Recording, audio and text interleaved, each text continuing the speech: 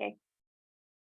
So, hi everyone, and welcome to those folks who are watching the recording rather than being here live as well. We're really pleased to have you here. This is Autism Understanding Scotland's webinar on disclosing that you're autistic, and we're really pleased that you've joined us. Anytime I attend anything, I always want to know, who are these people? Why should I be listening to them? My name is Marion McLaughlin. I'm the CEO at Autism Understanding Scotland. I'm a qualified primary school teacher. I spent about 10 years in the classroom teaching nursery to P7 and everything in between. I'm one of the spokespersons for the Scottish Government's Different Minds campaign, and if you haven't checked it out, thoroughly recommend that you go and have a look at it soon.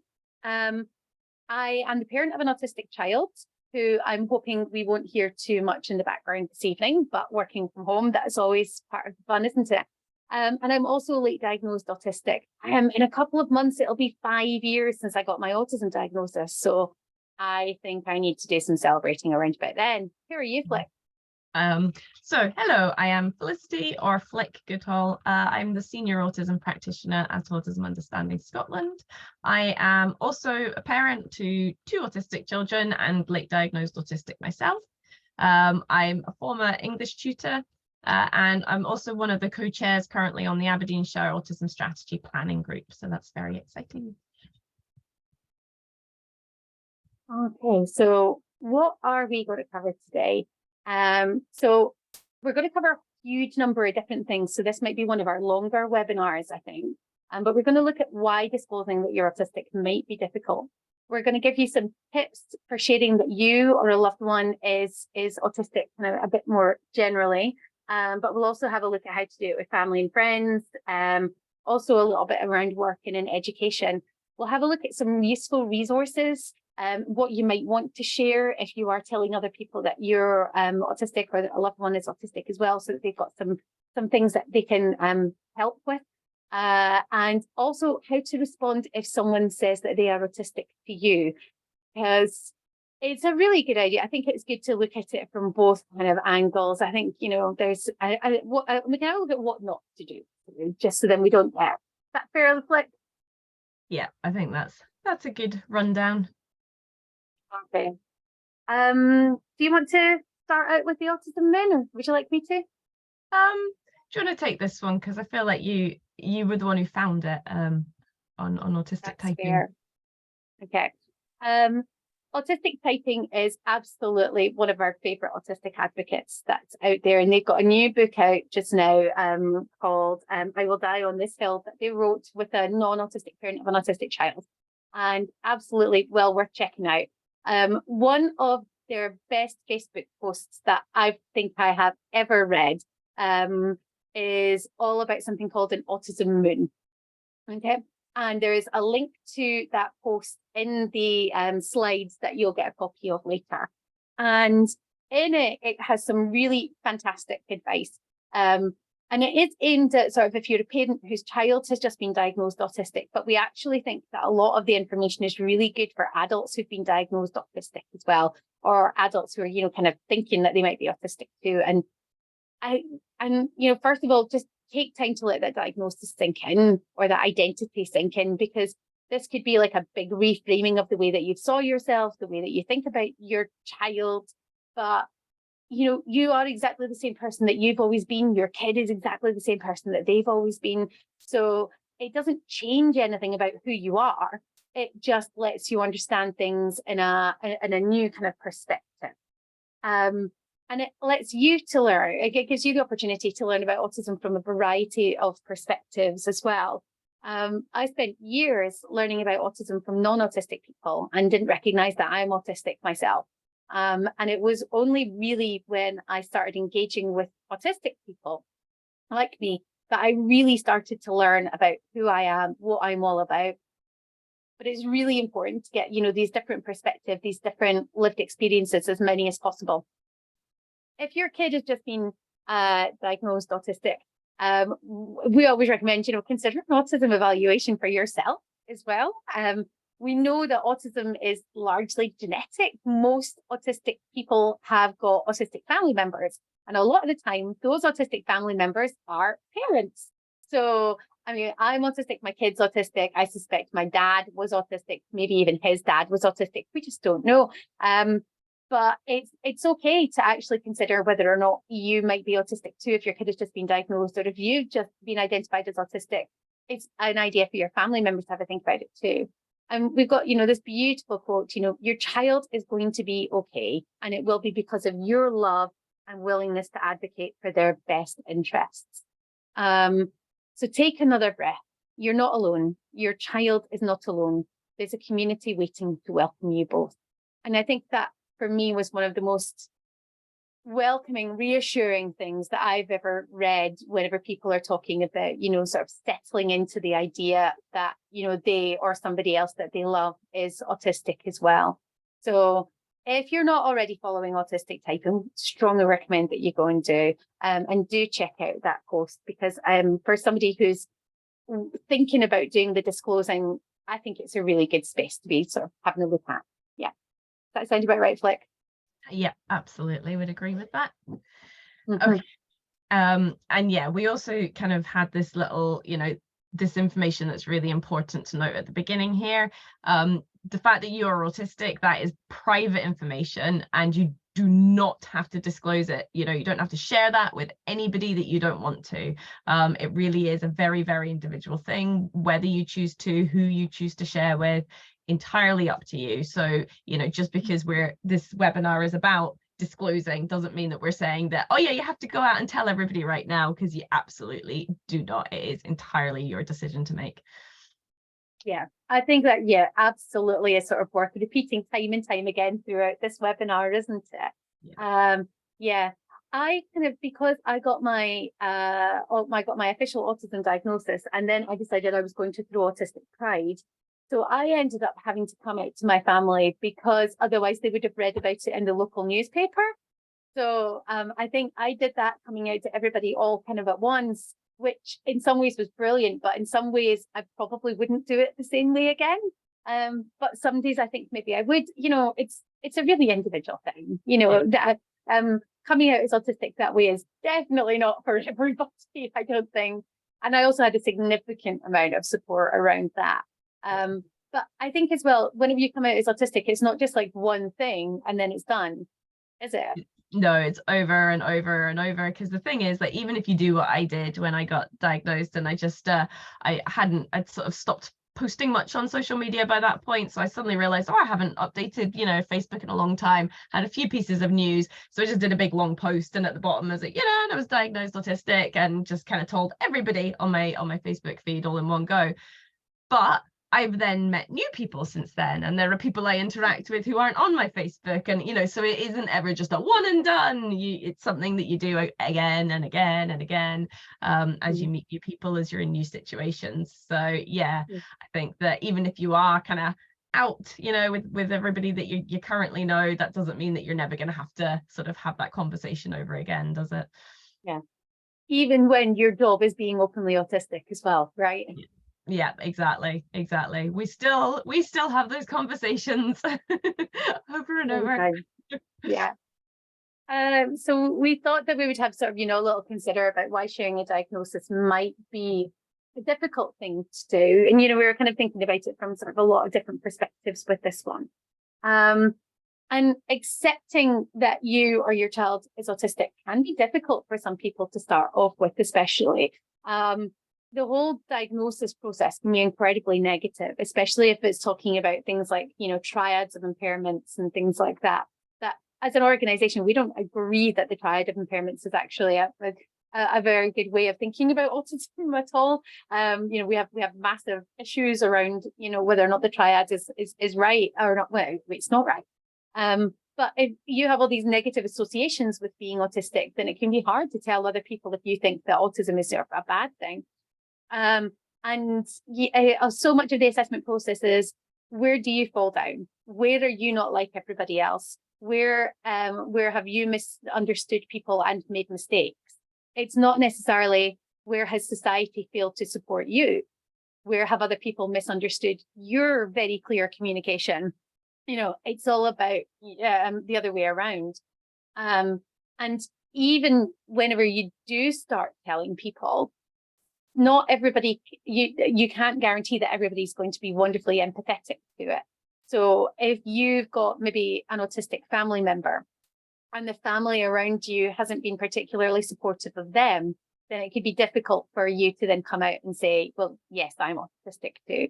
You know, I know a family where the child was diagnosed autistic, and the grandmother wasn't especially supportive about that. So whenever the mum was then diagnosed autistic, she was quite anxious about saying that, because she knew that if they weren't very accepting of the child, then they might not be very accepting of her. And, you know, that can be really difficult, can't it? So, Flick, do you want to take this next line?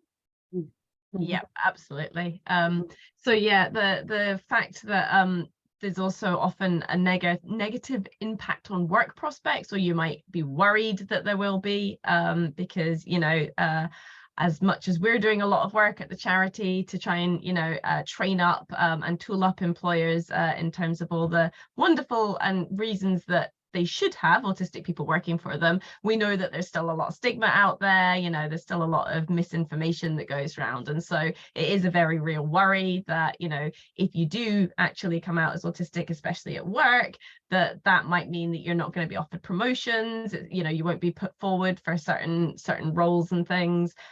So yeah, that can definitely be a worry, and it is, you know, it can be justified. I mean, like I said, we're doing as much work as we possibly can to kind of get rid of a lot of these stereotypes and things, but we do appreciate that it takes time. It does take time for good quality information to kind of make its way around a lot of places of employment. And very connected to that is worrying about the stigma, because yeah, there is so much still out there. There's so much misinformation still around about autism and what it means to be autistic. So that's a very real worry for a lot of people as well. There's also quite often worry about the future as well, you know. If I'm autistic, then what does that mean for my future? You know, if my child is autistic, what does that mean for their future? You know, does that mean that I'm going to get married and have a job? And, you know, what's my future going to look like? And obviously, really that's the case for anybody, being autistic or not. Actually doesn't always come into that, because it's not like all non-autistic people are, you know, living exactly the lives that they thought they would be, or that their parents thought they would be later on. But we can appreciate why, especially with that negative narrative that's around, why people might have that kind of concern. It is a tricky one. And yeah, and I think again, feeding very much into that, there is this lack of balanced information out there. So a lot of people are getting that really negative sort of aspect, the really deficit based idea of what autism is, what autistic people are capable of. And when you are thinking about whether or not you're going to tell people that you're autistic, knowing that they might have a lot of poor quality information that they've been fed by other professionals, by the media, by friends and family, you know, that can be a very real worry as well. You gonna take that last line, Marion? Sure. Yeah, I mean, we were talking about it earlier on today. It's not too long ago that if you Googled autistic people are, the first thing that came up was demons. And sort of within the autistic community, we would have like a little joke sometimes. It was like, how did they know? But it's fun to make light of it, but at the same time, that really is quite problematic. If your child has just been diagnosed autistic, if you've just been diagnosed autistic, and that's the first thing you come across, that's pretty horrific, right? I'm really pleased that's not the case anymore, but there's many of us for whom that was the first thing that came up. That's not great. Also worry that other people wouldn't understand, which is really difficult. So you might want to come out and tell them, you might hope that they're going to be okay, but they maybe won't understand what that means to you. They maybe would find it difficult to accept what that means to you. Worry how they're going to react as well. I mean, when I've disclosed that either I or a family member is autistic, some of the reactions have been wonderful, but some of the reactions have been really horrific at times, and it can be a very, very difficult thing. And you really do have to be in a good place to be managing that sort of thing. You can also get a barrage of questions. And I think it's very, very fair to say that answering questions about autism can be emotional hard work. that can be a really difficult thing to be dealing with, especially if the questions are framed in a really negative way, if the questions are, you know, deficit focused, if the questions are asking about really kind of personal, intimate experiences that you may not necessarily want to answer. And again, as an autism professional, I am very happy to answer questions about autism at my work, but I don't always want to answer them when I'm in my private life, because that is sometimes emotional work. So I want to answer these questions if I'm out at the park with my family. Not really, no. I want to be, you know, enjoying myself rather than having to sort of talk about intimate part of our existence. Yeah. And there's also the worry that people may treat you differently as well. So we are going to talk later about how not to react, but oh boy, it's sometimes people do really treat you differently. Sometimes people treat you exactly the same, which is wonderful and as it should be. But yeah, it's not great when they treat you differently, is it? No, it's really not. And you know, sometimes it can be quite difficult to predict as well who might react in different ways. So sometimes you can be caught off guard, someone that you've maybe kind of really built yourself up to telling because you're being really anxious about the reaction can just be lovely about it. And then sometimes somebody that, you know, you may be trusted to have a good reaction can surprise you as well, unfortunately. So yeah, it's that can be a bit of an anxiety inducing thing too, can't it? Oh, absolutely. Yeah. Yeah. So with this one, again, we are going to talk about adults as well, but here's why we should share a diagnosis with a child. So if your child has been diagnosed, why should you tell? So we deal with we've dealt with quite a lot of families where they've chosen not to tell their child in the past, haven't we, Flick? Yeah, it's certainly something that's come up. And unfortunately, you know, a lot of the time when we have service users coming to us who find out that their parents did know when they were younger, that obviously doesn't tend to go down very well if they haven't actually been told. So yeah, we would always kind of advocate telling the child, and there are lots of reasons for that here. So we already know that we're different.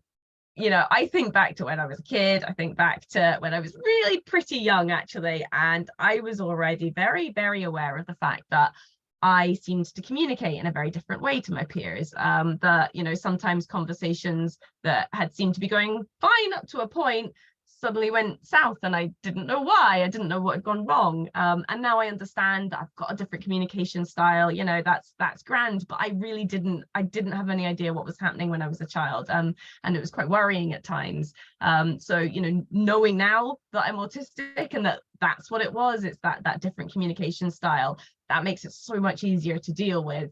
But the not knowing really did have quite a bad impact on me when I was little. And then you've got, so, you know, tied into that, you've got that increased self-knowledge.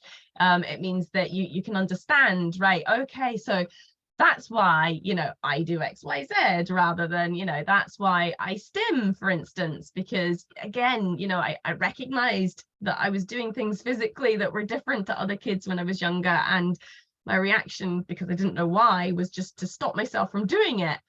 Now I know the benefits of stimming and things, you know. So yeah, like knowing that it's going to help me, understanding those things about myself that I didn't used to has been hugely beneficial.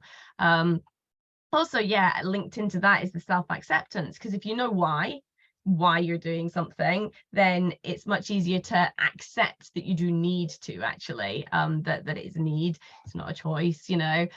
So yeah, you can start to, because I think a lot of us do have a little bit of internalized ableism, you know, going on, especially maybe if we were late diagnosed. So for a long time we didn't know what it was that was different about us, and why we might be having these different experiences to our peers. So yeah, kind of that the self-acceptance that comes along is really important, actually. And it's really lovely when you have kids who find out that they're autistic at quite a young age, and they get that self-acceptance really early on. That's so lovely to see. And we've come across that as well at work, and I'm always really kind of pleased to find young kids that are just absolutely accepting of themselves. And yeah, again, you also get that self-validation, you know, because again, you do realize that you're different, looking around at your peers, and having everybody kind of telling you, no, you're not. That's difficult, actually, you know, having people saying things like, you know, no, it's not too loud in here as well, and things. It's all very difficult. So actually kind of having someone explain to you, yeah, no, you weren't imagining it, you really were experiencing things differently to everybody else, and here's why. Having that validation, that can be absolutely massive as well. And you know, I felt that as an adult. So yeah, if you do know for your kids, it's a really lovely gift to be able to give them, I think. Oh, I absolutely agree. And I think it can help to support unmasking where it's safe to do so.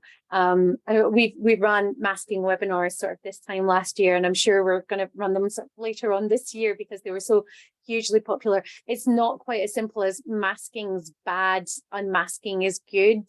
It's much more complicated than that.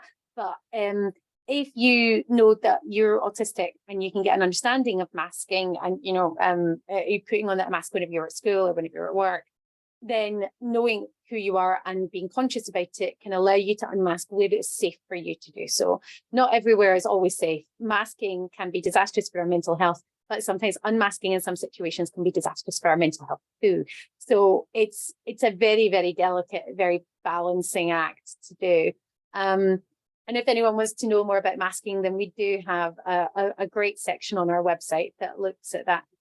It can also help us to be better able to recognize our different needs. A lot of people talk about autistic folks as having additional support needs, and in some cases that is true, but in some cases we have just different support needs, but they're not additional to anybody else's, they're just different. Some cases we have fewer support needs, but the things that we need support with could be different. You know, we are all absolutely individuals, but recognizing and getting to know our own brand of autism, our own flavor of autism, means that we can get to understand what ones are ours. It also means that we're better able to set boundaries and strategies as well. As an autistic person, my boundaries might be different to some non-autistic people. The world can be a lot more tiring if you're autistic, because of all the sensory input that we have to put up with, the communication differences, social expectations. All of these things can make it just a little bit more tiring. So it can be a bit easier for you to be able to say, I've socialized X amount this week and that's enough for me. So I'm not gonna go around to Auntie Susan's this weekend, you know, and we'll go and see her next weekend instead, and put in some of those boundaries there. Or maybe the rest of the family can go, but I can get some peace and quiet in the house by myself for a little while. And it allows us to set strategies as well. So for example, when I go to the supermarket, I tend to take sunglasses, I tend to take headphones, maybe a wide brimmed hat sometimes, you know, lots of different things. I don't like calling them STEM toys anymore. I'm calling them STEM tools, because STEM toys, they are actually a tool that helps us to be where we're at. But however you refer to them, fidget toys, STEM toys, fidget tools, STEM tools, taking some of those with me can really help me to be present in those areas. And it allows me to give myself permission to use these strategies and set these boundaries as well. Yeah. Do you want to take our last view on this slide, Flick? Yeah, absolutely. So it also means that you know, if you're sharing that diagnosis with a child, that they're then able to work with their differences rather than trying to work against them, which is really big, because yeah, we often do, especially those of us who are late diagnosed, we spend all of our lives kind of working against our differences until we realize that we have them, because you know, we just spend a lot of time assuming, well, I'm like everybody else, right? And everybody else is doing XYZ, and so I should be doing XYZ as well. And then you realize, oh, I'm not like everybody else. Excellent. Okay, well, I can do my own thing then. I can do ABC. So yeah, it means that you're able to actually work with your differences, you know, actually work to your strengths, kind of thing, rather than trying to work against certain ways. Try to, you know, don't exhaust yourself trying to do things that it's just never going to be possible for you, or you know, you're not in the right space at that time. Also, and I love this one, it allows us to find our community, because we do, as autistic people, have a distinctly different communication style, and we do tend to find it easier to communicate with other people who share that style. So finding those people can be a real eye-opener.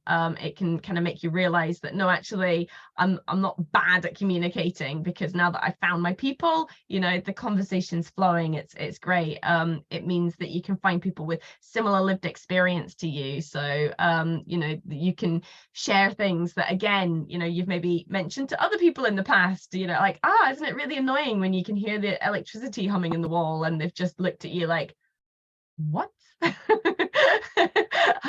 can find other people who actually go, yeah, it really is, isn't it? You know, and I'm not saying all autistic people can, by the way, but some can.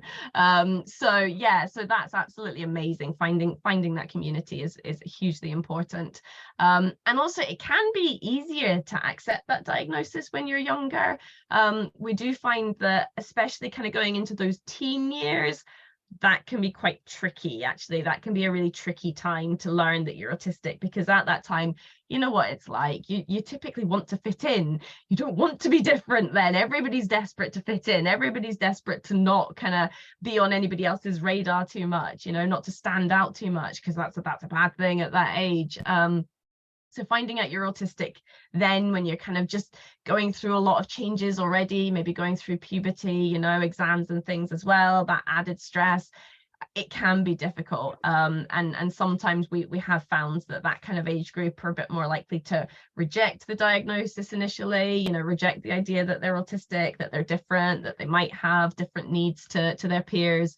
So if you can manage to get in there early, that's brilliant. And it can make a really big difference, because actually, you know, if kids don't know any different, and if they don't have any preconceptions about what autism is, what autistic people are like, then they just accept it when you kind of say, oh, by the way, you've got a different brain type, you know. And we will later on, we'll go through, you know, as well, kind of how to actually go about disclosing and things. So yeah, definitely recommend that. And there are better mental health outcomes associated with increased acceptance as well. You know, unfortunately, in the UK, suicide is a leading cause of death for autistic people. So, you know, it's a cause of early death, sorry, for autistic people. So it's really, really important that we try to boost autistic people's mental health whenever we can. We, you know, that we really try to work with especially autistic kids to make sure that they don't develop that poor mental health that's so common in a lot of us, because it doesn't need to be that way. Autism doesn't need to be synonymous with poor mental health. That's often just a kind of product of growing up in a society that's not built for us. So yeah, if you can get in early with that increased acceptance, then that is setting your kid up so well for their future. Is that all fair to say, Marion? Oh, I so agree with every single word that you said there. Absolutely. Yeah. It's hard to hear that, isn't it? Sometimes, so yeah. Yeah. But here's why you might want to choose to share with others that your child is autistic too. Because when we were thinking, right, if you've told your kid that they're autistic, what might happen? Your kid might disclose themselves. So I do know a certain young chap who has gone up to plenty of strangers and said, "Hi, my name is such and such. I'm autistic." And the random stranger has usually been very, very lovely. But yes, it's very possible that the child might tell other people themselves anyway. It can also help if you're sharing with education to access reasonable adjustments. Autism is a protected characteristic under the Equality Act. It's protected under the UN Convention of the Rights of Persons with Disabilities. There's also increased protection for disabled children under the UN Convention of the Rights of the Child as well. So accessing reasonable adjustment is something that they are legally entitled to be doing. So that can help out there. Increased understanding from others. I know what you mean. So whenever you are displaying autistic characteristics, it can be really, really handy for other people to understand what exactly is going on. So if you're lining up lots of different things, if you're stimming, if you're watching the same 20 seconds of a TV show like over and over again, then that can increase the understanding from others if they get, all right, oh, you're autistic, this is something, okay. Oh, you don't want to try 5 different foods in 1 week, you're autistic, right? Yes, okay, we understand that, so that can help. It can allow others to support your child to unmask where it is safe to do so as well. And it can give them, a shared experience with others too, so they can help your child to then find their community. There's a school in Aberdeen that we're supporting at the moment, which is setting up an autism club for their children. We think it's absolutely fantastic. The kids are really excited about it. We're really excited about it. We're thrilled. And again, it also allows you to put in those boundaries for your family. So it's okay to say, thank you for the invitation to come over to your house all day for Christmas. Might be a bit tricky for the child to be out the house all day, but we'd really love to come round for X amount of time, or come round for Christmas dinner. Come round to open presents, and then we'll go home for Christmas dinner. And then it can be a bit easier to sort of explain why you're putting in those boundaries, can't it, Flick? Yeah, no, absolutely. It can. And yeah, it's sort of continuing on, it just allows you to, sorry, I was in the middle of chat there. Are we on the next line? Oh, sorry. Sorry, I was I just did both of them myself chat, this time, because it's such a short one. Yeah. Were you looking at the chat? Yeah, no, I was just responding to somebody sending me a message. It's fine. So yeah, you can also support unmasking where it's safe as well. We've already split. You've totally missed. We covered all those. Covered them all. We've covered them all. Sorry. Because they're just... Oh, no bother. I tell you, do you want to respond to the next? Then I'll start the next slide. Well, I do the top line while you're finishing, and then you can go on to the next one after that, and you can finish the slide. We're all right now. Okay. See, this is what happens whenever you have such good chat in the webinar, isn't it? Get caught up. It's Yeah. Yes. So we thought that, you might also be wondering whether or not to kind of disclose that you're autistic to family and friends. So we thought we'd give some reasons for why you might want to, but again, it's always totally your decision. It's not something that we're pushing one way or the other. This is just if you do want to. So yeah, they might already know that we're different, to be honest. It might already be something that has kind of been on their radar for a while. And this might just be explaining to them what that difference is. It can also provide a framework for understanding you, along similar veins there. So yeah, if they know that you're autistic, that gives them reasons then for, all right, okay, so that's why, they communicate in that way. That's why they've always, particularly liked X kind of food, or all right, that's why they don't like the tags in their clothes and things. It can help sometimes with explaining some of these things for them, kind of give them that framework. And then yeah, you can get that familial acceptance, which is really can be really lovely, especially if that's something that maybe hasn't been as present for you. Once there is that understanding, getting that acceptance from your family can be something that I think lots of people would find very, very valuable.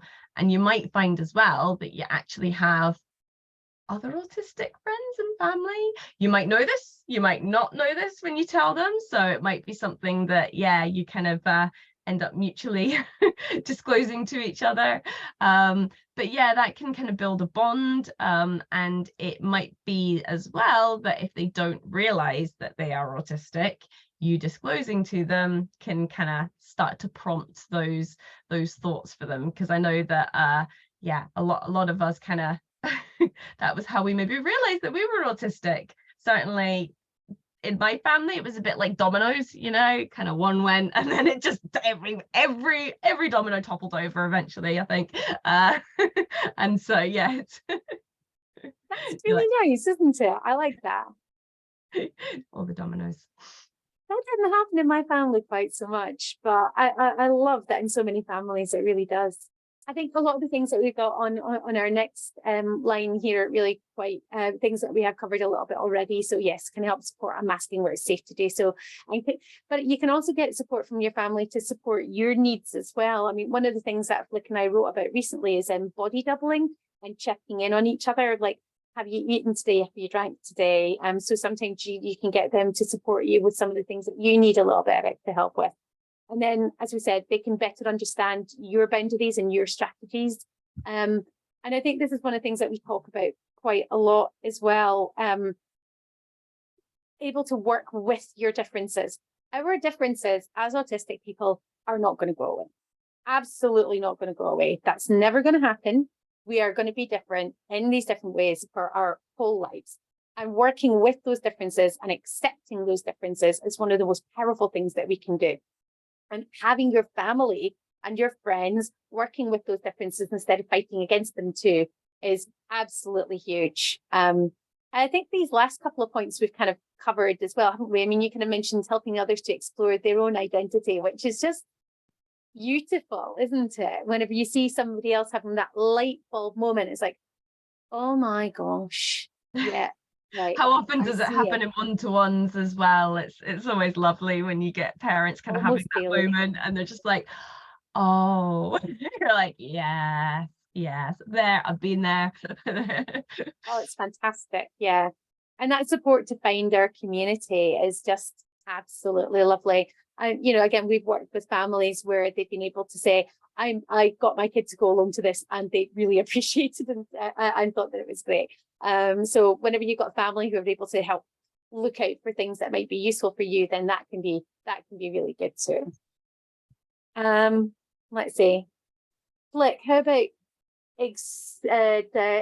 disclosing at an education or workplace? What do you think?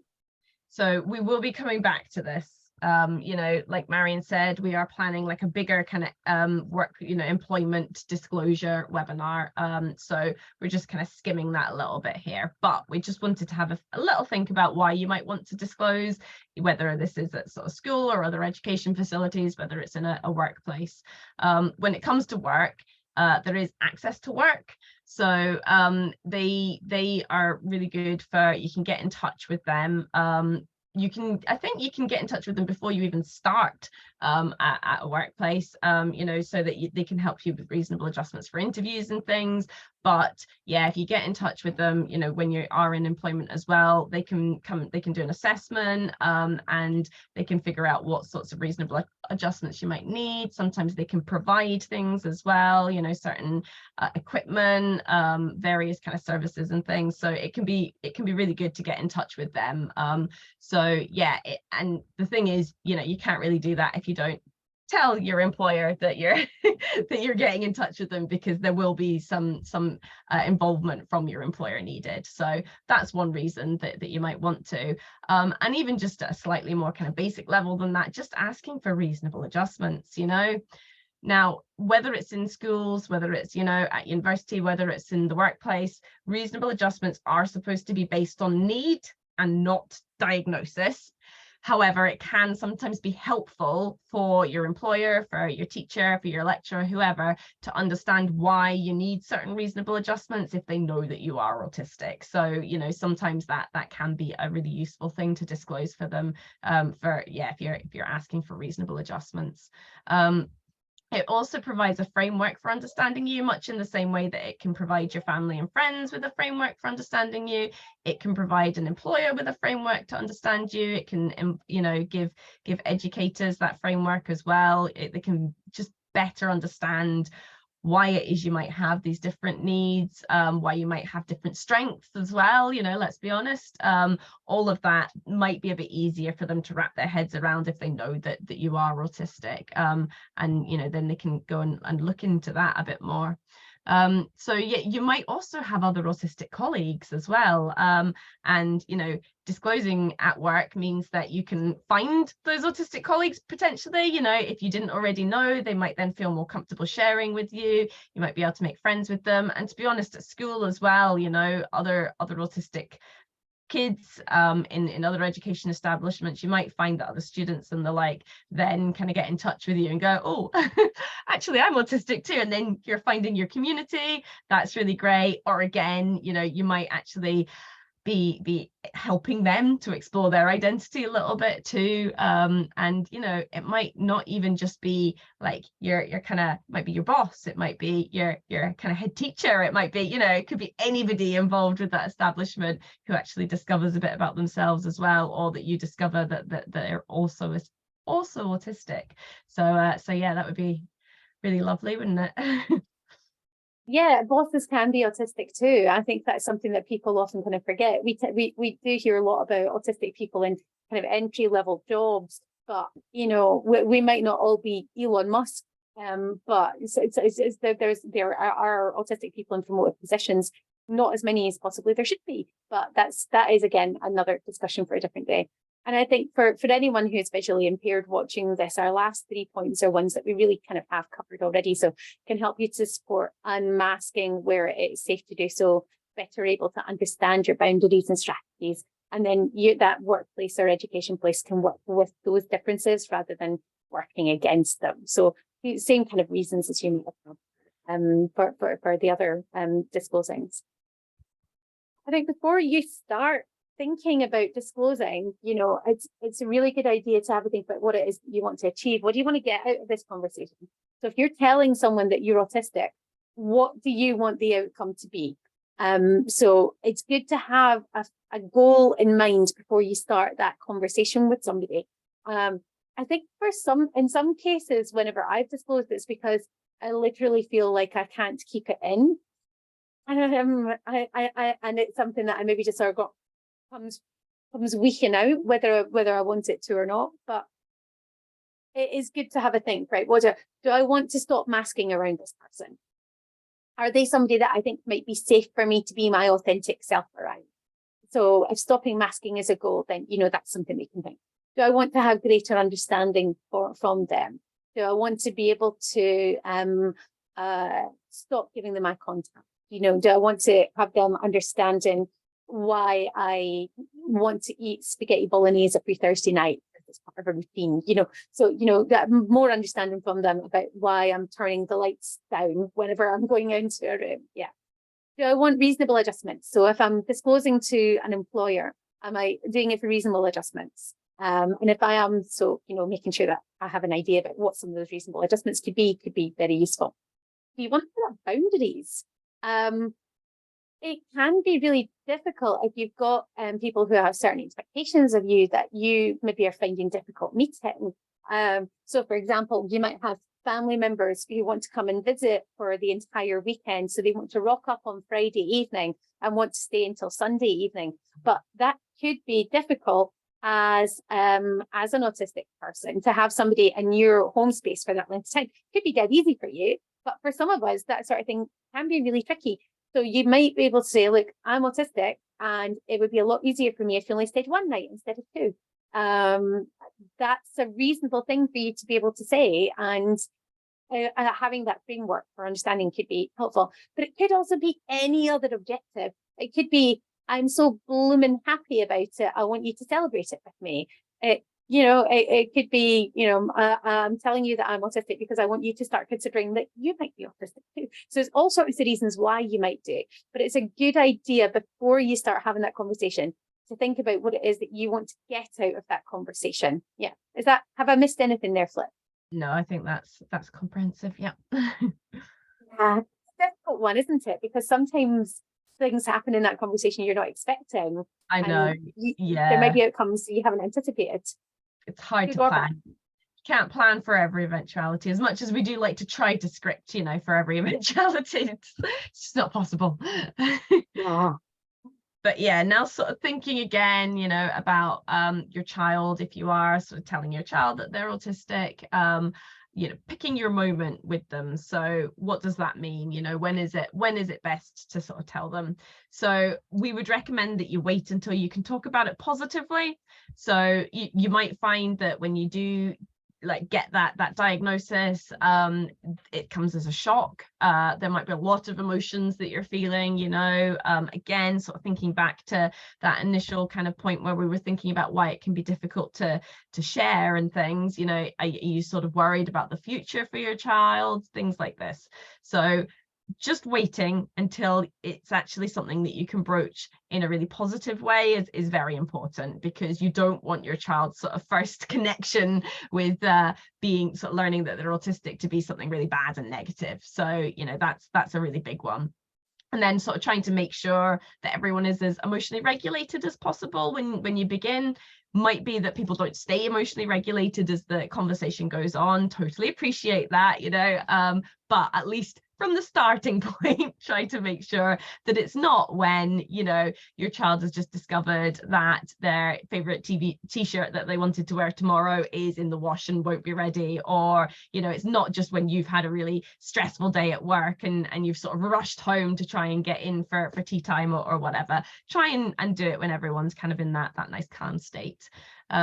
Try to do it when you've got plenty of time as well, because there's going to be some processing that will need to take place, and there may well be lots of questions as well. There might be loads, there might be none. It's hard to predict, but allowing time for just in case is a really good idea. And yeah, kind of allowing that processing time afterwards is important.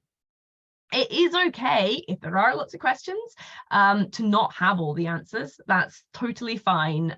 It is all right to kind of say, you know what, I don't know, that's a really good question, you know. And then depending on the age of the child, depending on what the question is, you can say something like, should we go and find that out together, you know, or I can go and try and find that out for you and I'll get back to you. If you do have questions around autism, we're here, you know, so you can drop us a little message or something as well.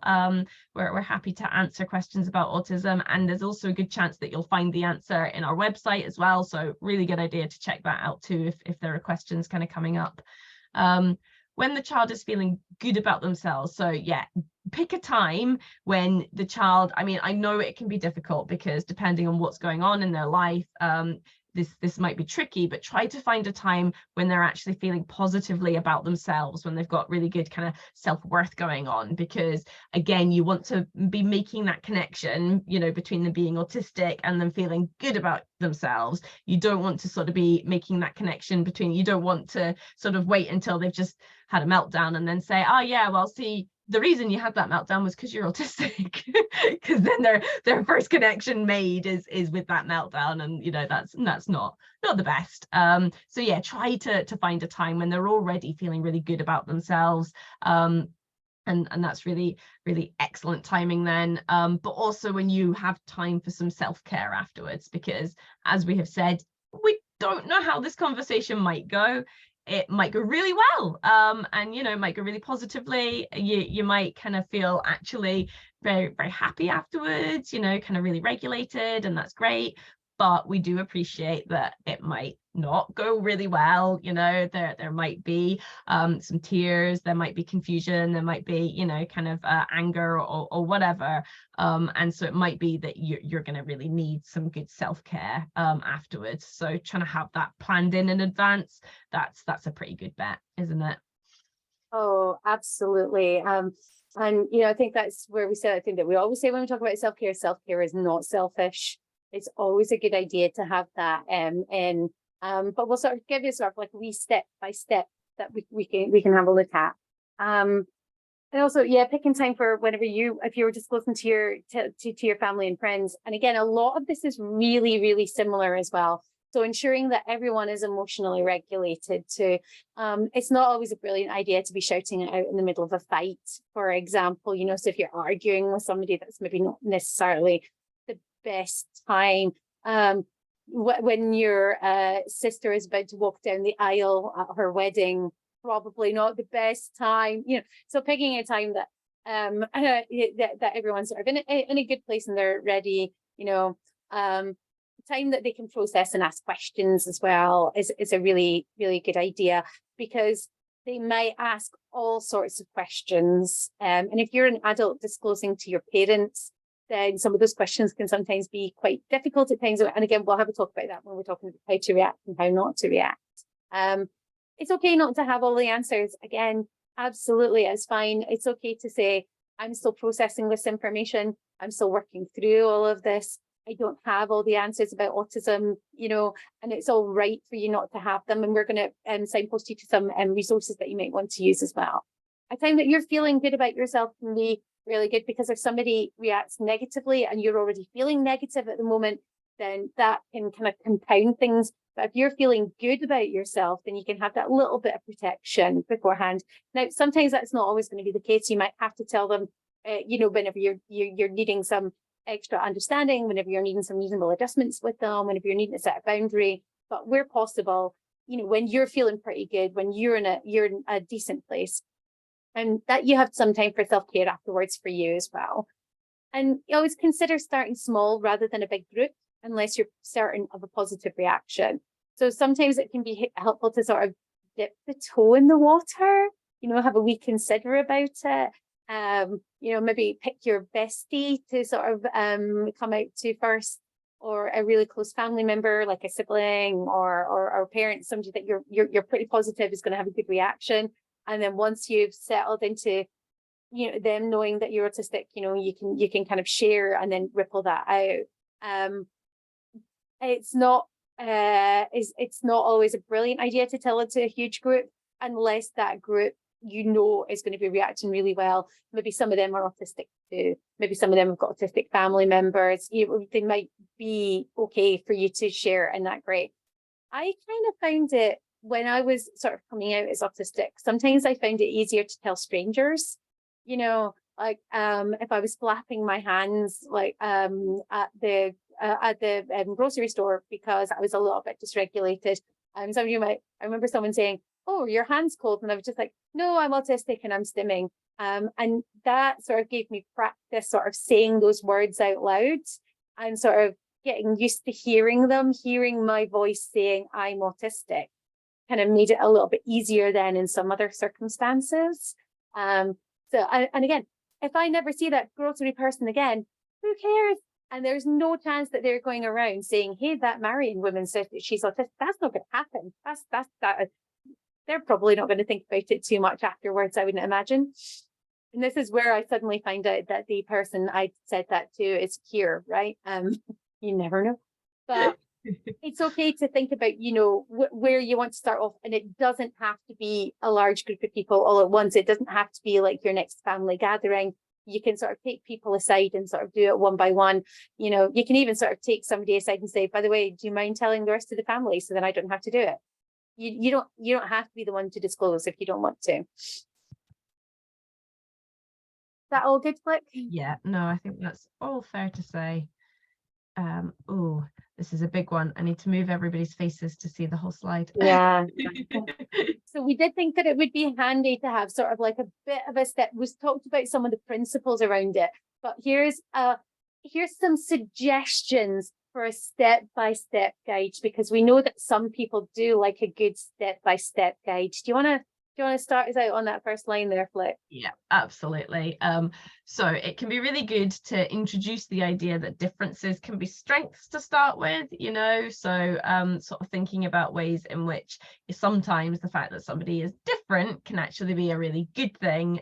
You know, it can be a positive attribute, so that you're sort of planting those positive seeds from the outset. You know, you're starting with that kind of really positive slant, and that's to combat some of that, you know, negative language and the deficit-based language and things that often kind of goes hand in hand with people talking about autism. So yeah, start with that, kind of just planting the seeds there, and talk about the different ways that people can be different, because, you know, having an autistic brain is one way you can be different, but also you've got different hair colors, you know, different skin colors, different eye colors.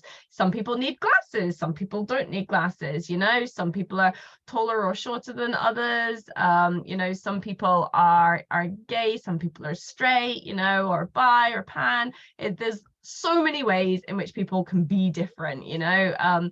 Actually, as human beings, we are incredibly diverse, and so yeah, kind of introducing that's really a really good kind of good starting point. And then kind of step by step. So going on, introduce the idea of those brain differences. So, you know, yeah, these are the ways that humans can differ from each other. And also there can be different types of brains.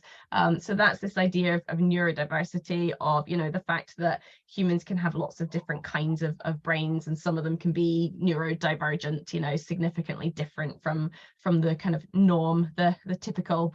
And, you know, if you wanted to give examples, you can sort of think about like autism and ADHD and dyslexia and OCD and things. There's lots of different ways that people can be neurodivergent. And then you would then start to relate that to your own experiences, or to their own, you know, if this is you sharing with your child, you know, so you've sort of planted those seeds of you know, strengths, differences of strengths, and all the differences that can be. So then you're kind of thinking specifically of a time that would be applicable to them or to yourself. So you're kind of bringing it in personal then as well, relating it to you specifically, or to them. And then you also want to think about a time when the success has been because you are autistic, or because the child is autistic, you know, like, oh, do you remember when you did so well at that quiz because you've got such a brilliant memory? Well, actually, you might have such a really good memory because you know, you're autistic. It's like, it's because of being autistic, not in spite of, you know. It's not that you have all these struggles because you're autistic. And again, you know, if you're kind of going to someone else to tell them, you know, do you remember that time that I kind of was, yeah, did really well in that pub quiz or whatever? Do you remember how I'm really good at pattern recognition? Remember that time when I, you know, spotted the, and kind of then relate it back round, so that they're seeing ways in which it can be a good thing, a strength, which leads on to that next one, doesn't it, Marion? I'm giggling away because I'm remembering my family participating in a quiz at my son's school just before Christmas for their festive afternoon, and how deeply competitive we were, and how I honestly think that having all us autistic people on the team actually really helped with it too. You know, there's lightning quick reflexes and things. Yeah, I loved it. Yeah, autistic strengths are a thing. If you've not heard about autistic strengths, then you've not heard about autism. You've not heard about the autistic lived experience. We're going to have a look at autistic strengths and things that you can sort of bring up sort of in a wee bit as well. If you're talking about, you know, sharing with a child or with other family members, then talk about those other autistic family members that you might already have. So, you know how your brother is autistic. Well, you've got a brain that's really similar to them too. You know how Uncle Tommy is autistic. Well, my brain is similar to his as well. I'm sort of helping to relate to that. And it's good for people to realize that there's lots of different kinds of brands of autism and flavors of autism, and, you know, expressions of autism, ways of being autistic. So it's good for them to realize that it's not just a small white middle class boy rocking backwards and forwards and watching Thomas the Tank Engine. It's, you know, lots of different ways that you can be autistic and flourish being autistic too. Depending on who you're talking to, you might want to talk about some autistic people on social media. Obviously, they should all be following Autism Understanding Scotland on social media, clearly, and not just because our social media is so cool.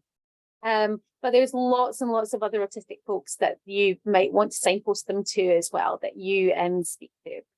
Autistic joy and sensory bliss are two of the most wonderful aspects of being autistic. A lot of the time, whenever people talk about being autistic, like, you know, they do think about it in negative terms.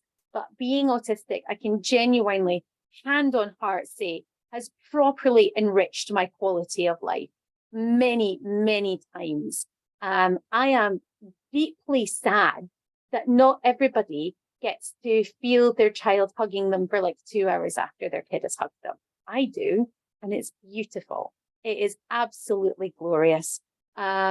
If my husband gives me a peck on the cheek, I feel that for hours afterwards. I love that. I genuinely do. And it gives me that depth of feeling and joy that it's like, you know, when you were 5 and you woke up on Christmas morning and that present that you really wanted was there. That is autistic joy.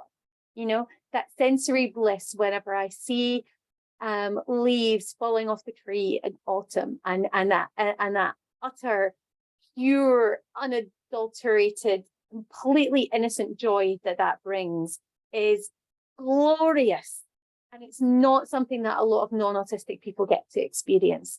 So there are some genuinely wonderful, pure, innocent, marvelous aspects to being autistic. And it's absolutely fine to be bringing these kind of things up.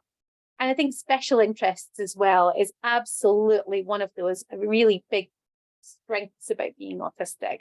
I mean, Flick and I have literally made careers out of our special interests, haven't we? And we derive a ridiculous amount of joy out of our special interests too. You know, they're so good at helping us to regulate. They help us manage sensory input. And we were talking about special interests last weekend on our social media. You know, not every autistic person is going to do a massive deep dive into every special interest. You can be a big fan of Witcher without having ever read any of the books, for example. You know, you can be a huge fan of Mario, having never owned an original Nintendo entertainment system. But so sometimes you can sort of splash happily in the shallows. I think somebody put it on our social media at the weekend, which was just beautiful. But our special interests are a glorious, joyful aspect of being autistic too. And again, we get to enjoy them in such a depth that I think a lot of non-autistic people maybe don't always get to experience. And again, and then it does sort of go on back to reminding about strengths, doesn't it? Yeah, and it's, you know, it's a key one, and it is sort of bringing that focus back. And like we said, you know, this is not a be all and end all. If you want to deviate from this, then that's fine. But yeah, you know, if you do want that kind of step-by-step guide, then bringing it back again to those strengths, because it is just, we are just kind of battling against that narrative that's been around for so long about autism just being, you know, a big kind of list of deficits. So reminding people again in what ways differences can actually be strengths, that's super important. You can recommend some kind of books and videos and things. Now later on, we'll probably just whiz through them because we've got loads and loads of slides, but we do have some sort of slides with resources for different age groups as well, and you will all get a copy of the slides sort of sent out with the recording, so you'll get all of those. We won't kind of go into too much depth.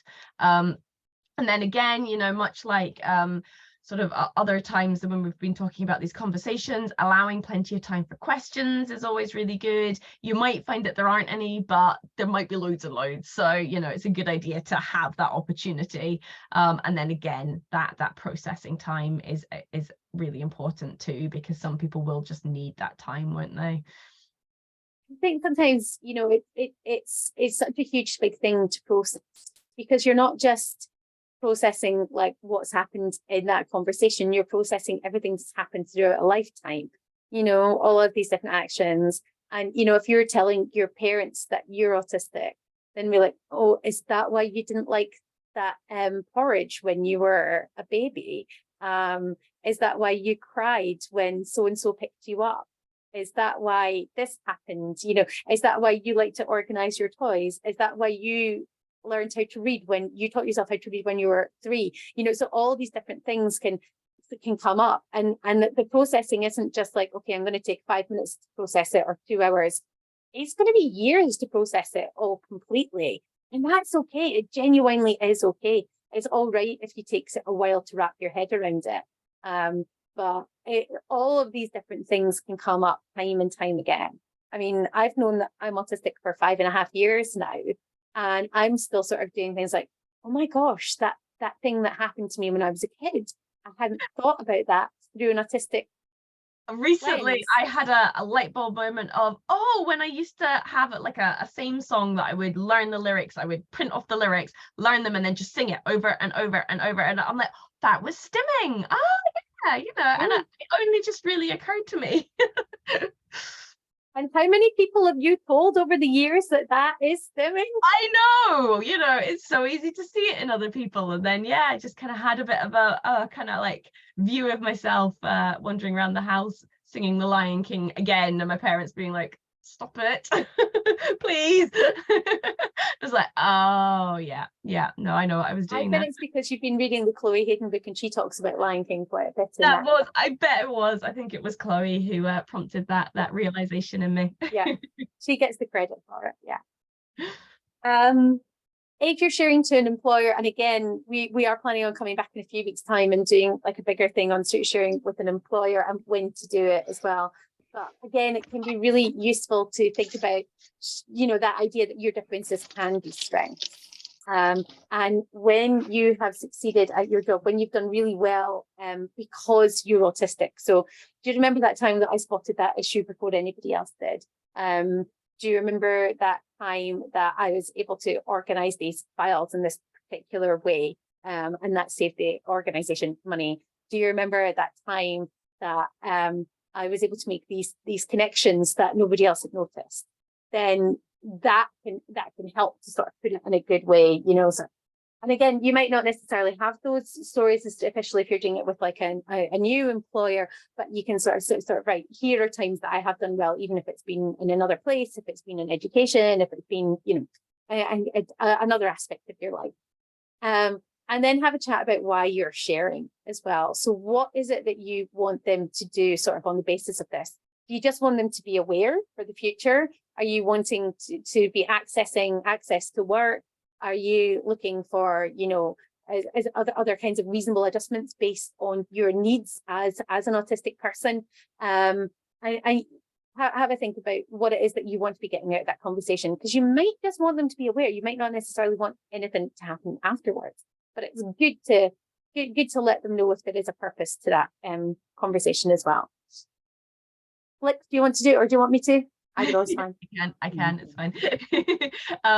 Yeah, also, if there are any kind of resources that you would really like them to access, it can be useful to let them know, not saying necessarily our website, but it is a really good starting place. But, as well, like I said, we'll have other resources later that you can look through. So yeah, you might have specific information that you think it would be really useful for them to know, and so you might want to kind of signpost them somewhere, and that can be a really good idea. Again, we're back to kind of this idea of plenty of questions, time for questions and plenty of time to process, just because it can be quite a big thing. And again, when you're sort of sharing with an employer, and especially, it might be that they'll want to kind of go away, have a little think, and then compile a list of questions, because it's a bit more formal than just sharing with your family or whatever. They might want to then, kind of have that time to go and have a think, and they might come back to you with a list of questions or something. I mean, you might find family and friends do as well, but I feel like it's a little bit more likely that you'll have that sort of formal response in a workplace. So yeah, that's a good one. And again, this one's really, really similar sort of in education to, it's the same kind of thing. If you're sharing, with the university, if you're sharing with a college, high school, primary school, nursery, it's the same kind of thing. I think it's reasonable to be using a similar kind of process, isn't it? And we've got quite a few slides that we are going to absolutely weave through. So if you are sharing sort of with somebody who is, nursery, quite young age, or if you're sharing to a child's nursery, then there's some really, really good picture books that are out there. So Autism is an absolutely fantastic picture book for an awful lot of kids. Susie Spins, the TV show Pablo is really, really good as well. Pablo has got lots of autistic staff who work on it, lots of autistic actors who work on it, and they feed into the storyline. So nothing but love for Pablo. That's great. Sesame Street has got an autistic character on it as well. Julia, which can be really, really handy. There's also that fantastic book by Reframing Autism as well. Have we got that on the next slide? Will we have a look? Yeah, there we go. That's right for you. So yeah. Mm-hmm. Yeah, so that's the one that's reframing autism over in Australia. They did that one, and it's lovely. We've read it to some schools, had really good kind of responses. So we would thoroughly recommend that book, definitely, for kind of younger kids. And obviously, the ones from the previous slide, you can be using them for younger kids as well. But yeah, there's also Pop Fantastic, What I Love Most About Life, The Boy Who Lost His Stims, amazing things happen, and read A Crayon's Story, which I think is one that you've got. Is it, Marion? Oh, it's beautiful. Yeah, I think the LGBT plus community uses that one quite a lot as well, because it's a crayon that gets told that it's one color, but actually it's a different color. So it's good for a lot of different communities. It's really applicable all over the place. Amazing Things Happen is a video that you can find on YouTube, which was again created by autistic folks, which is great. The Boy Who Lost His Stims was by Nathan McConnell, who did the drawings for Jules Edward Autistic Typing's book, I Will Die on This Hill. So definitely brilliant. And what I love most about life is just, I think Chris Spinello is working on another volume of that at the moment, but it's a collection of quotes from loads of autistic kids about what they love about their lives, which is just joyful. It's absolutely lovely, isn't it? Have you read it, Flick? No, I've not read that one. I'll bring my copy into the office soon. Yeah. Let's see, resources for pre-teens, sort of early teens. The Awesome Autistic Go-To Guide by Ian Perkis is absolutely fantastic. Cannot rate it highly enough. Know Your Spectrum is another brilliant book. The novels by Elle Macpherson are fantastic as well. Really do recommend them. And for autistic people who are going to be menstruating, the Autism Friendly Guide to Periods is absolutely. I have never seen such a good guide to periods, and I really wish I'd had access to that when I was younger. So honestly, I think a lot of autistic adults would really benefit from it too. We were gifted a copy of it. We have a copy in our office, which I think we were thrilled looking through it. We've also been corrected in the chat. It's Elle McNichol is a kind of dark. Thank you so much. We'll correct that for going out. Really pleased that you're keeping an eye on the chat, Flick. Yeah. I'm glancing at it, yeah. Yeah. I mean, there's so many other really, really good ones out there. This isn't a be all and end all list. If you've got other great suggestions, then please feel free to put them into the chat as well. I mean, there's so many that I'm sort of thinking of as well just now. Will we have a look at the next one? So we've got slightly older ones. Yeah, so we've got some websites here too, but there's the Awesome Autistic Go-To Guide. So that's a good one. And Know Your Spectrum. And also, I mean, we sort of already mentioned Chris Bonello, but he's got various kind of, he's got his novels, his sort of Underdog series, as well as the kind of book earlier and things. So, and it's always good to check out his website and social media, Autistic Not Weird as well. There's the Different Minds campaign that the Scottish government has been running as well. And that's good. That's got some good kind of pieces from autistic people, some lived experience pieces on it. So that's kind of handy. Our good selves there as well. And the hashtag actually autistic is always a good one to sort of type in on social media too, because that brings up content from people who are identifying as being actually autistic rather than kind of other people talking about us. Yeah. For family and friends, you know, for adults, then again, you can have a think about autistic adults on social media that you follow, that you might want them to be listening to.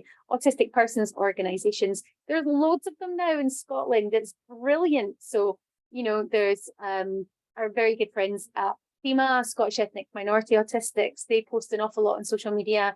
Our friends at Diversified post a huge amount on social media too, which is really, really good. Scottish Women's Autism Network do post a fair bit as well. Amaze, which is based in Edinburgh, and ARG are both fantastic organisations. They're quite as active on social media as the others, but definitely well worth a follow. Really, really exciting organisations, you know, ones that should absolutely be on people's radar. And there's new autistic-led organisations popping up all the time, which is so exciting. You can have a think about your own favourite books and articles as well. So if you've read a book that you think is particularly good, then, you know, getting them into it. And, you know, a couple of things that we've been reading recently. So the Chloe Hayden book, we've been reading recently in preparation for our evening with Chloe Hayden next week. Jules Edwards, who's Autistic Typing, has got their book out. Pete Warmby has got a book that came out last year, and he's got another one that's coming out very, very soon that I'm excited about too.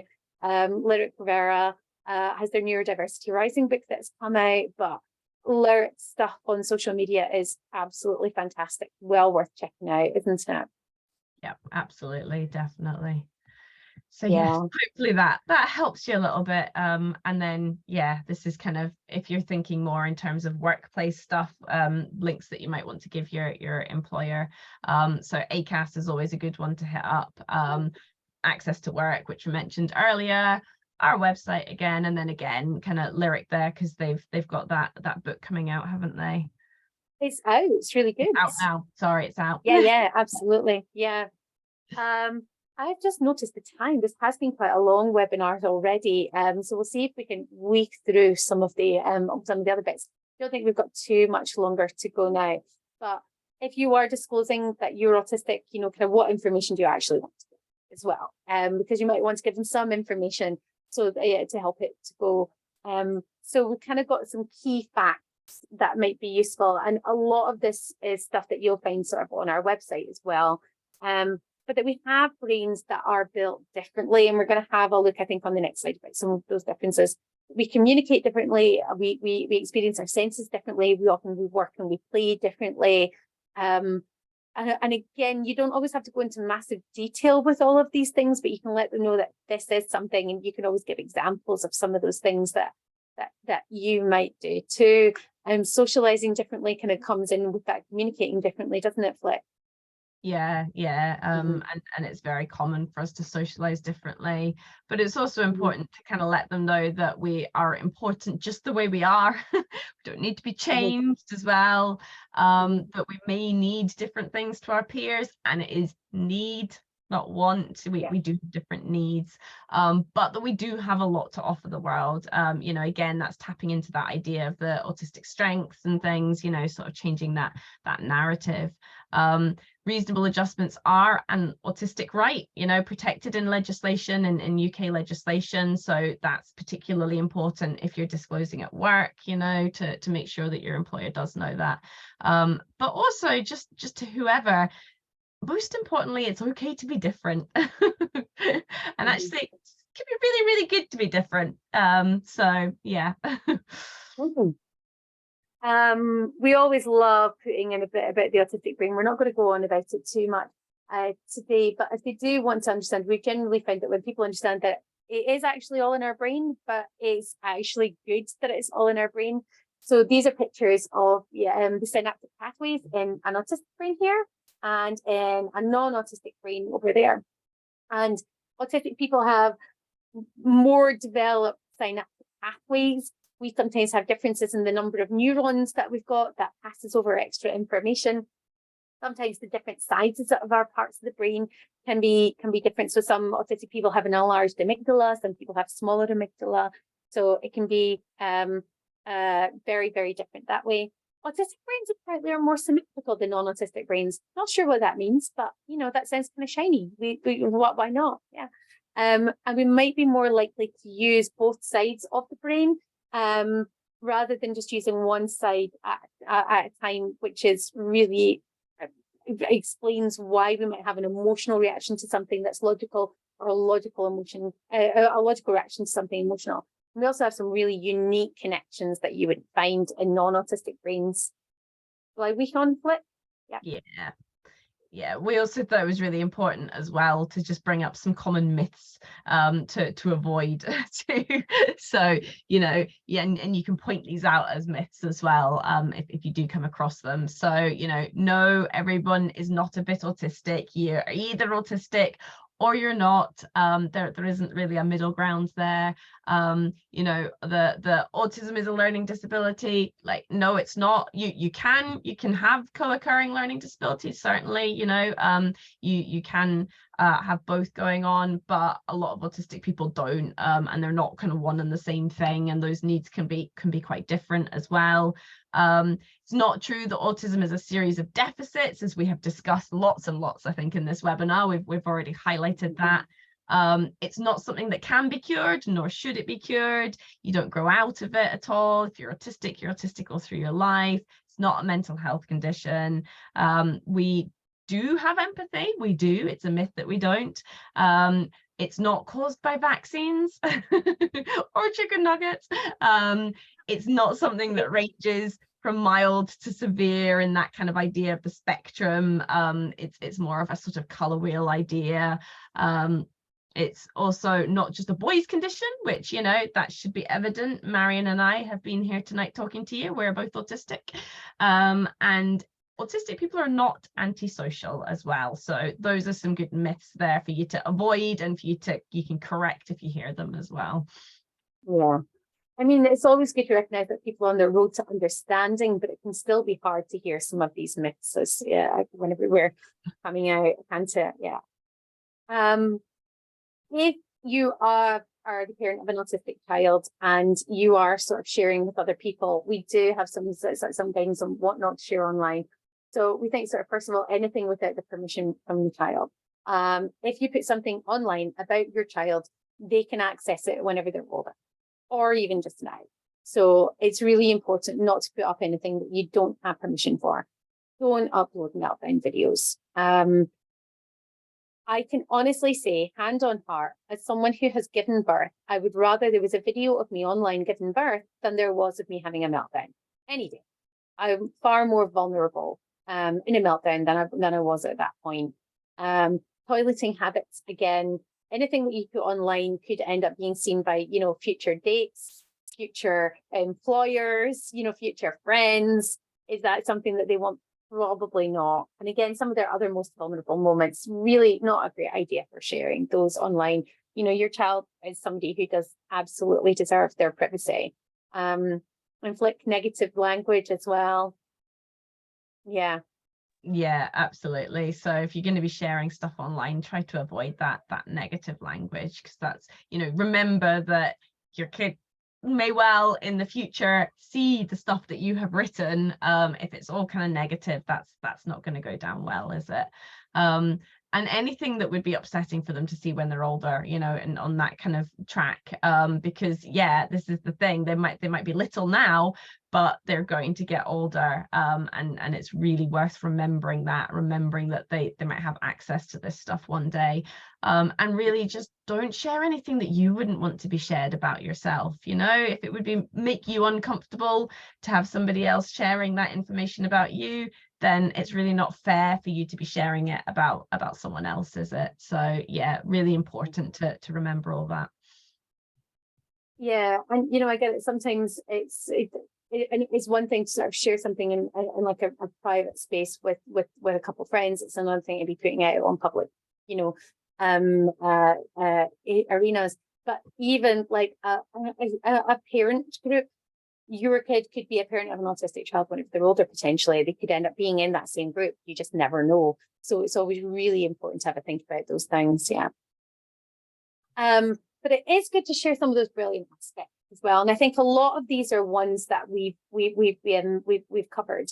And because we've been talking for such a long time already, maybe won't go into massive detail, but I think, you know, that one on spins, you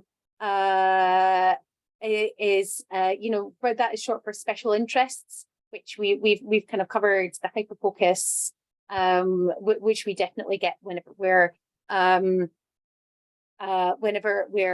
having a look at something that we're really interested in. Can be absolutely crucial to us. And creativity, I think, is lovely. Have you got a favorite one? Oh, I do always love talking about the autistic community. That's always a good favorite one. I love the kind of out of the box thinking as well, because I kind of feel like that's probably to do with the different parts of our brains kind of being connected up, which is really interesting. Info dumping's good because, you know, this has been a big long info dumping session tonight, so I do enjoy some info dumping. But to be honest, I just love all of these because, you know, there are some amazing things about being autistic, and it's always brilliant to highlight those, I think. Yeah. We are nearly finished. Another thing we've kind of shared with people is our booklet, The Awesomeness of Autism, which you can get on our website. And it's all full of quotes from autistic people about why they love being autistic. We put it together for Autistic Pride every year. But just the last couple of slides, how not to respond when someone discloses that they're autistic. And we're going to finish on a positive how to respond. I thought of one earlier that we didn't put into here, Flick, which is, you don't look autistic. You must be Absolutely. very mild. Oh yeah. Yeah. Oh, how Yeah. many times have we heard that? Yeah. Sometimes when I tell people I'm autistic, they slow down their speech. And for some autistic people, that is perfect. That's exactly what they're going to need. But for a lot of autistic people, that's the opposite of what they need. So, you know, you really do have to be checking with them instead. What is it that you need, rather than making judgment calls? Any of the myths above. So any of the things that we said above, please try to avoid those, because they're not always going to help. And head tilt, you know, the sympathetic head tilt. I don't need your sympathy because I'm autistic. I really don't. You can keep it. So head tilt's something we would absolutely be recommending people avoid. So I do the last couple, Flick. Absolutely, if I could find my my mute button. Yeah. So yeah, please don't apologize to us for the fact that we're autistic, because it's really not something that needs a sorry. It's not a bad thing, so you don't need to be apologizing about it, you know. Oh, I'm sorry. Nah, none of that.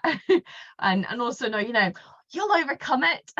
It's well-meaning, totally get that, you know, you're trying to be positive, but really, again, it's sort of portraying autism in that really negative light, that being autistic is something that you need to overcome, and so often we actually succeed because of being autistic, not despite being autistic. And yeah, in a similar kind of line, you know, I think that some people might think it's nice to say something like, oh, well, we still love you anyway.